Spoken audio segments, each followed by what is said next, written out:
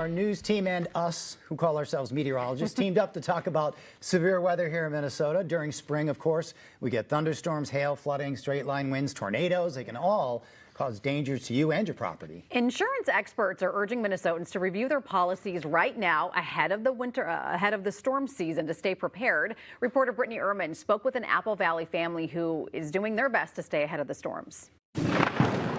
It was a mess.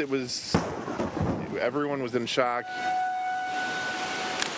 During severe weather season in Apple Valley, David Wolfgram got a home makeover he did not ask for. I wake up the kids and we all run outside and I see the tree just toppled right on top.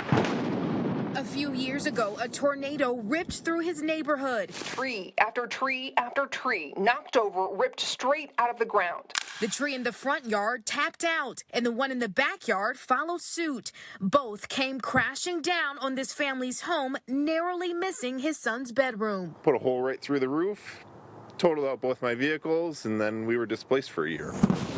And the only thing that saved them was insurance. Just the tree through our house was $250,000 worth of repairs. And if we didn't have the coverage and we had to pay that out of pocket, there's no way we could afford to be in this anymore.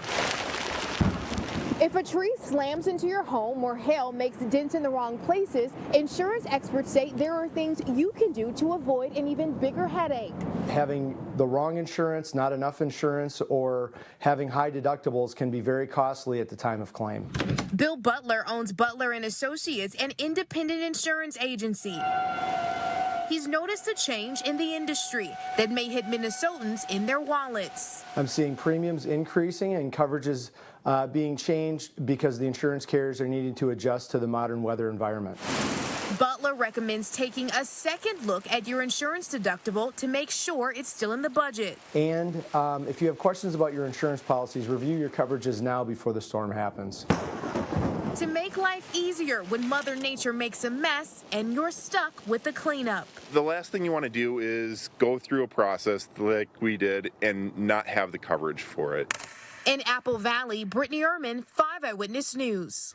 $250,000 in damage to their house from a tree. I mean, to wipe out your cars, your roof, to be out of the house for a year. I mean, that's just... Oh, the roof, you know, if you got that redone, it's like 30 grand or some ridiculous That's incredible. thing. All right, so that's the homeowner aspect of thing. Now let's talk about the events that bring tens of thousands of people here in Minnesota, the height of severe weather season. We're talking things like the State Fair, where 100,000 people can gather in a single day, or Twins games, just to name a few. And the big question is, how do these large venues prepare for severe weather, like tornadoes, like thunderstorms, and even big temperature swings? Richard Reeve takes a look at the effort to keep fans, visitors, and staffers all safe. When Minnesotans go to big events, it is any kind of weather. We live in Minnesota, right? Like you have to expect everything. From a chilly Twins home opener, you can go from snow to thunderstorms, heat and cold, so you change a lot. To the hot, sometimes rainy State Fair. Heat, high winds, lightning. Severe weather is usually an unwelcome guest. We came here opening day one year and it was sunny and nice and warm. It was about 60-some degrees. The next day it was rainy, sleety, crappy.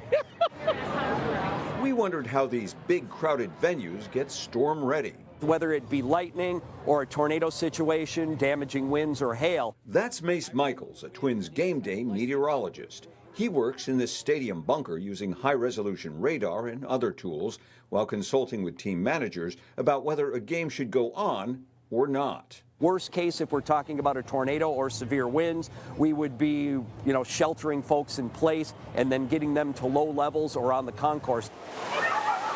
Last summer, the State Fair had at least one Super Soaker day. The wind was blowing, it was pitch black, every stand was stapling up. Fair goers scrambled to find shelter in the Coliseum and elsewhere.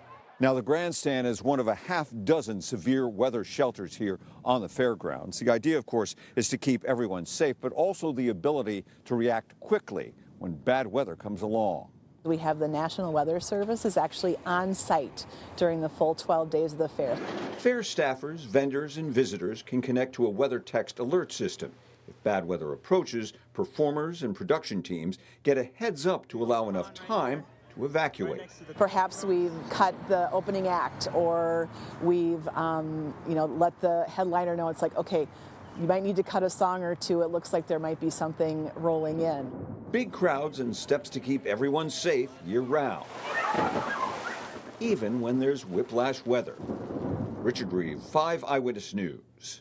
Man, oh man, we can get so much weather. And I mean, do you remember, we've been at the State Fair when it's been like a deluge like that and the puddles that come. Yeah. And so it's nice that you have the Coliseum and a lot of the areas that are concrete structures Right, out there. and there have been tornado warnings when we've been Yeah. at the fair before. So this stuff does happen. It's a good thing to keep in mind, where the safe spot is, if it's nasty outside. Otherwise, you really don't. May, June, July, 4 months away. Yep.